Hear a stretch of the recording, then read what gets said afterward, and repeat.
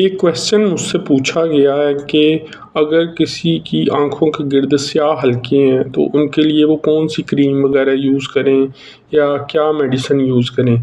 तो दो क्रीम मैं आपको बता देता हूँ और एक फ़ेस वाश। जो इसमें मेलास डिप क्रीम होती है, मेलास डिप क्रीम, ये बेसिकली आप यूज़ कर सकते हैं रात को।